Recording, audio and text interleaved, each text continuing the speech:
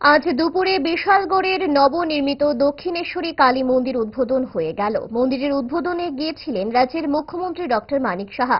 উদ্বোধনী সভায় অংশ নেওয়ার আগে মন্দিরে পুজোর্চনাতেও অংশ নিয়েছেন মুখ্যমন্ত্রী। নবনির্মিত মন্দিরের উদ্বোধনী আবহে ছিল ব্যাপক ভক্ত সমাগম।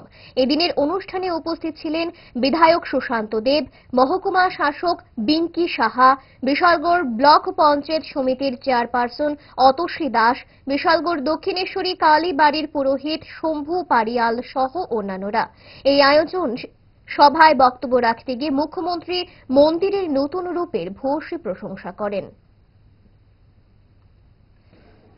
একটু আগে আমার পূর্ববর্তী বক্তা বলেছেন, সত্যি এটা একটা আনন্দের এবং গৌরবের বিষয়, এবং আমি মনে করি এটা একটা আবেগের দিন। বিশালগড়বাসীর জন্য একটা আবেগের বিষয়।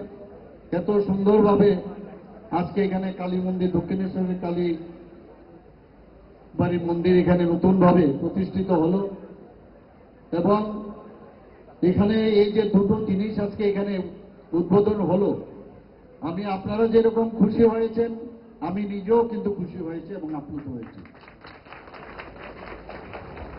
আজকে এটা কিন্তু শুধু কালী মন্দির আমরা তৈরি করলাম বা দক্ষিণেশ্বরের নতুনভাবে এখানে মন্দির প্রতিষ্ঠিত হলো সেটা নয়।